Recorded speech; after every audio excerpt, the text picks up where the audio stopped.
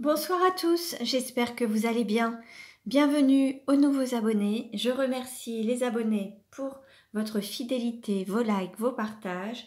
Je vous retrouve aujourd'hui pour une nouvelle guidance sentimentale pour les relations de liens d'âme, que ce soit âme sœur, âme jumelle, flamme jumelle.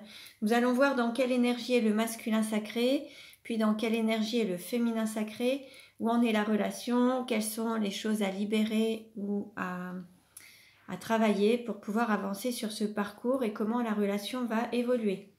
Pour cela, je vais utiliser différents oracles. Vous retrouverez les références dans le descriptif de la vidéo. Il s'agit d'une guidance générale. Ne prenez que ce qui résonne en vous. Un mot, une phrase, peut-être toute la guidance. Sinon, je vous invite également à consulter les autres guidances pour avoir des compléments d'information. Et pour une guidance personnalisée, vous pouvez me contacter. Mes coordonnées sont dans le descriptif de la vidéo également. Allez, on commence et nous allons voir dans quelle énergie est le masculin sacré aujourd'hui. Le masculin sacré, c'est une énergie yang, une énergie d'action. Ça peut être un homme ou une femme. Nous avons le guerrier avec le chiffre 4. On a un masculin sacré qui a une stabilité, que ce soit professionnelle, personnelle, matérielle, qui a vraiment beaucoup de couleurs dans sa vie, beaucoup d'avantages, beaucoup de choses rayonnantes. Mais ceci dit, autour de lui, même s'il a tout ce qu'il souhaite dans sa vie, même s'il a tout pour être heureux, il manque quelque chose, puisqu'en fait, il y a quand même cet air un petit peu triste, un peu fermé. Donc en fait, même s'il a tout au niveau matériel, financier ou même familial, il lui manque quelque chose et ça génère encore de la tristesse. Dans quelle énergie est le féminin sacré? Le féminin sacré, c'est une énergie yin, une énergie d'accueil. Ça peut être un homme ou une femme. Vous adaptez à votre situation. On a la sage-femme avec le chiffre 9. Là, on a un féminin sacré qui a une stabilité, une bonne assise, qui est en équilibre en fait, et une grande sagesse. C'est ce qui fait sa force. On a aussi un féminin sacré qui donne beaucoup pour les autres, qui est beaucoup dans le don, qui a peut-être plus de mal à recevoir. On a vraiment un don, de l'amour inconditionnel. On a un féminin sacré qui donne beaucoup aux autres. Alors, quelle carte représente la relation aujourd'hui? On a l'étreinte. Il me semble que c'est la même carte que ce qu'on avait à la dernière guidance. Donc là, on a cette réunion des polarités yin et yang, ce rapprochement qui peut se faire aussi physiquement, mais on a cette étreinte intérieure, cette union, cette unification, cette unité intérieure qui peut se manifester à l'extérieur à travers votre relation. Alors, nous allons voir maintenant où en est le masculin sacré dans sa vie actuellement.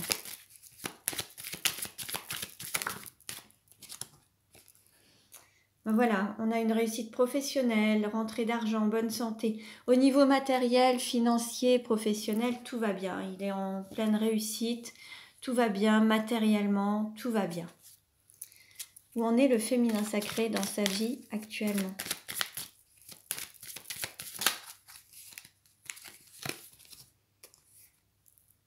Là, on a un féminin sacré qui va peut-être apprendre une vérité, ou qui va dire une vérité, mais qui est quand même, qui se reconnecte à sa confiance intérieure, à sa force intérieure et à l'écoute de soi, pour se faire confiance en fait. Hein. Il y a vraiment cette volonté de se faire confiance, de s'écouter, d'avoir confiance en soi, en ses idées et en ses choix en fait. On a un féminin sacré qui aurait pu trancher, qui aurait pu exprimer quelque chose ou apprendre quelque chose, mais qui lui aurait permis de trancher, de prendre une décision de manière claire et nette.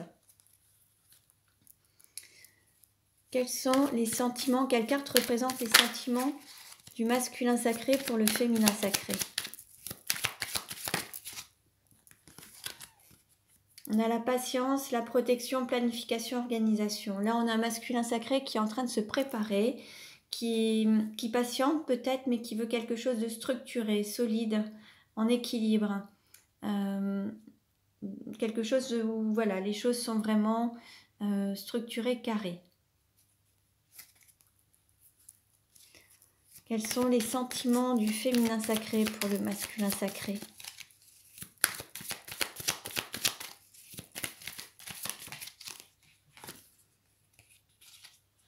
Alors là, en fait, on a un féminin sacré qui communique avec son hôte de manière en 5D. Alors ensuite, on peut avoir aussi un féminin sacré qui écoute les anges gardiens, ses guides. Il y a une relation avec le divin, mais on a un féminin sacré qui ressent son autre à travers l'âme de son autre et en 5D, justement. Alors, nous allons voir maintenant... Quelle carte représente le sentiment du masculin sacré pour le féminin sacré?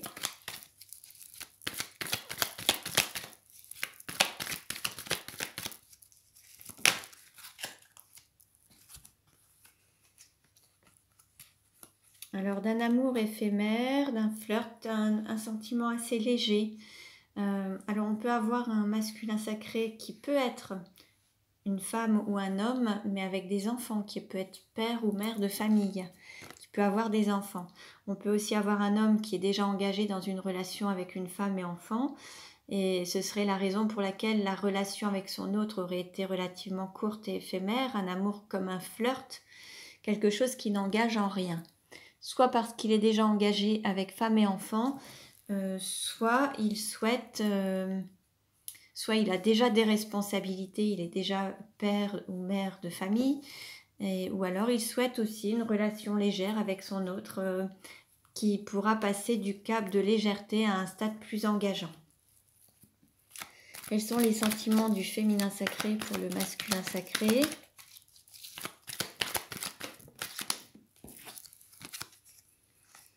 Alors...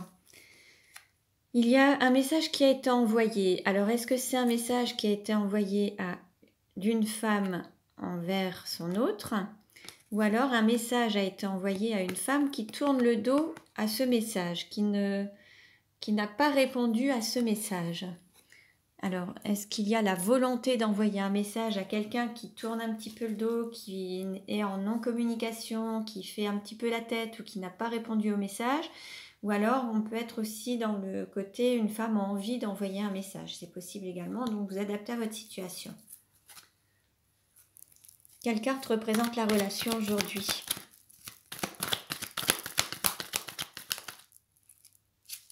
Oups.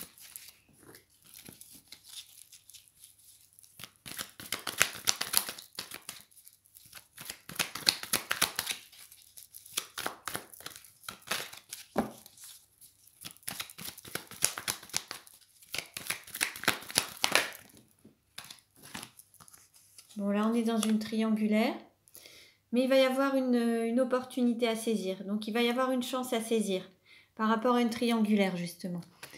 La relation aujourd'hui, il y a quelque chose qui va évoluer et ça va être un coup de chance à saisir, une opportunité à saisir pour que ça bouge, en tout cas. Comment le masculin sacré désire-t-il le féminin sacré? Ah, il y a une transformation, donc il y a un changement par rapport à la manière dont il s'était connu et la manière dont il souhaite retrouver son féminin sacré, c'est avec une transformation, un renouveau, une sorte de métamorphose par rapport à la relation. On a un masculin sacré qui a peut-être changé de point de vue ou qui a pris de la hauteur. Et là, il a envie vraiment de réussir, de se donner toutes les chances de réussir et garde espoir sur l'idée que la relation peut être rayonnante et mise au grand jour également, en fait, hein, dans la lumière, en fait. Hein. Comment le féminin sacré désire-t-il son masculin sacré? On a le retour du passé. Alors, en fait, là, on a ce côté triangulaire, l'envie qu'on reprenne comme avant. Avec ce côté passé, le côté triangulaire, le retour d'un ex-partenaire, donc envie de recommencer, mais comme avant dans ce côté triangulaire. Comment le masculin sacré se projette-t-il avec le masculin Oups. Bon. On a cette attractivité, en fait, on a cette attirance mutuelle, on a envie de se séduire, on a envie peut-être de légèreté, mais il y a cet amour qui est véritable et puis avec une affection, un amour éternel.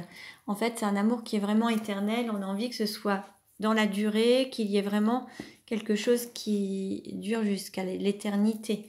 Mais on a envie aussi de retrouver un petit peu de séduction, un petit peu de flirt, aller un petit peu en quête de son autre, le reséduire ou la reséduire. Comment le féminin sacré se projette-t-il avec le masculin sacré?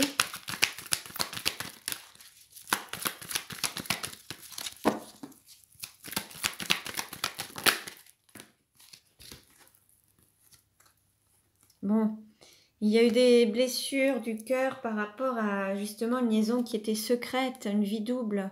Donc là, en fait, on a encore... on a envie de dévoiler les secrets peut-être, ou alors on a envie de continuer dans une situation, dans une triangulaire, une relation secrète. Ceci dit, c'est quelque chose qui a été quand même blessant. Donc là, il y a peut-être quand même l'envie de dévoiler certains secrets. Alors on va voir avec l'oracle Sacré-Cœur. Alors, on va voir où en est la relation, comment elle va évoluer, les conseils donnés.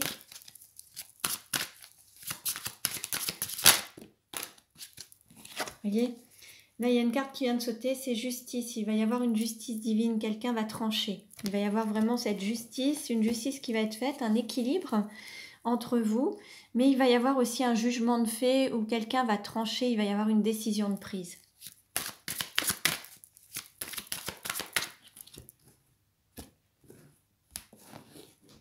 Alors, quelle carte représente la relation aujourd'hui? Qu'est-ce qui va aider ou contrecarrer? Quel est le conseil donné? Comment ça va évoluer à court terme? Comment ça va évoluer à moyen terme? Alors, hop.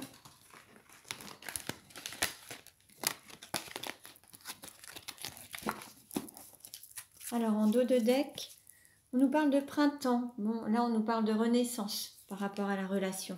Un nouveau départ, la renaissance. Alors, la relation aujourd'hui, il y a beaucoup de désir, beaucoup d'envie, beaucoup de passion entre vous. Qu'est-ce qui va aider ou contrecarrer? Un nouveau départ, le fait de s'autoriser une nouvelle chance, se donner une nouvelle chance et prendre un nouveau départ. Alors, je vais les mettre ici. Le conseil qui est donné, c'est de maintenir ce lien. Alors, de rester peut-être sur une amitié amoureuse, mais aussi de garder ce lien qui a toujours été existant en fait. Comment ça va évoluer à court terme? Il peut y avoir des disputes et des désaccords. Il peut y avoir des pots cassés. Alors là, on voit les fleurs qui sont fanées. Ça peut être aussi la fin d'un couple qui vit ensemble depuis très longtemps et où il y a eu des pots cassés, beaucoup d'histoires, beaucoup de disputes, beaucoup de désaccords. Et là, ça peut être la fin d'un couple, ça peut être une énergie tierce. Il peut y avoir la fin d'un couple, la fin d'une relation. Pas forcément entre vous, mais c'est possible que ce soit l'un ou l'autre, ou les deux, chacun de votre côté avec une énergie tierce. C'est possible. Après, il peut y avoir aussi quelques désaccords entre vous à moyen terme, et en fait à moyen terme on retrouve une stabilité, un équilibre. Moi dans ce que je vois en fait, dans ce qu'on me dit, c'est qu'il y aurait quand même malgré les désaccords que vous auriez pu connaître par le passé ou les petites choses qu'il aurait fallu régler avec des énergies tierces, avec un environnement, un entourage, des petites choses à régler, vous allez réussir à retrouver une stabilité, un équilibre en fait. Vous allez réussir à avoir cet équilibre entre vous et c'est ce qui va vous permettre d'avoir justement ce nouveau départ et une renaissance par rapport au lien. Il y a une personne qui va se libérer, voilà, qui était emprisonnée dans une autre relation avec une énergie tierce et qui était peut-être sous l'emprise ou sous la manipulation. Là, ça va être la fin. C'est la fin de cette emprise, de cette manipulation, de cet emprisonnement. Et votre relation va pouvoir renaître du fait que cette personne se libère de ce schéma peut-être conjugal ou un schéma avec une énergie tierce en tout cas. Alors on va voir maintenant avec les 77 d'Alias, qu'est-ce que ça nous dit en plus? Voir comment la relation va évoluer.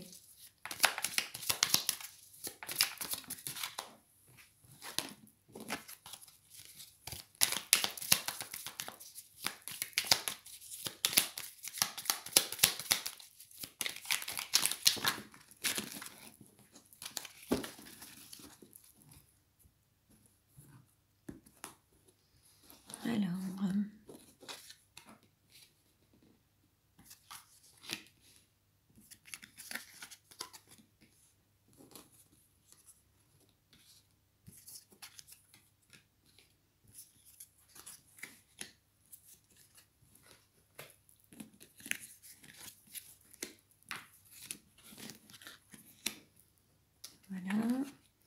Alors, en dos de deck, qu'est-ce qu'on nous dit?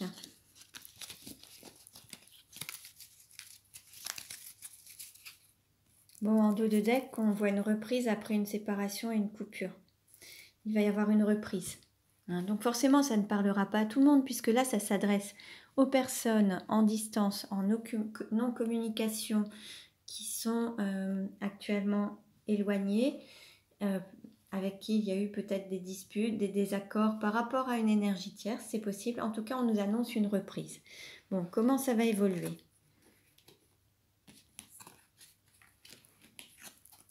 Bon, là, on nous parle de rayonnement, d'ancrage, d'harmonie. Bon, là, c'est vraiment quelque chose de très positif.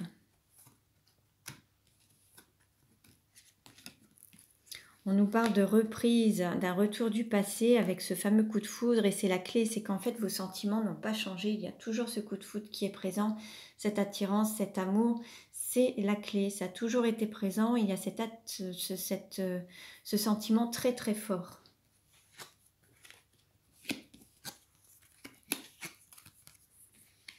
Et là par rapport à, il y avait une personne peut-être qui s'était refusée de vivre ce coup de foudre, ça a fait partie de votre parcours initiatique en fait, ça a été ce chemin que vous avez parcouru ensemble, c'est ce qui vous aura permis de grandir, d'évoluer, et là vous allez pouvoir fêter des retrouvailles, vous allez pouvoir retrouver une forme d'harmonie, tout va se mettre en place en fait, hein. C'est vraiment très positif, on a vraiment quelque chose de très lumineux par rapport à une situation qui va être mise en lumière, tout ce que vous aurez appris à travers cette expérience, vous allez vraiment en tirer que le positif, et même à travers les difficultés que vous avez rencontrées dans ce parcours, dans cette relation, vous allez vraiment pouvoir fêter à la fois vos retrouvailles, mais votre évolution et cet équilibre que vous aurez retrouvé. Donc là, on a vraiment un très très beau message. Voilà, quelque chose de très très beau qui s'annonce pour vous. En tout cas, je vous souhaite le meilleur. J'espère que cette guidance vous a plu. Si c'est le cas, vous pouvez liker. Vous pouvez vous abonner à ma chaîne si ce n'est déjà fait. Pour une guidance personnalisée, vous pouvez me contacter. Je vous dis à très bientôt et prenez bien soin de vous.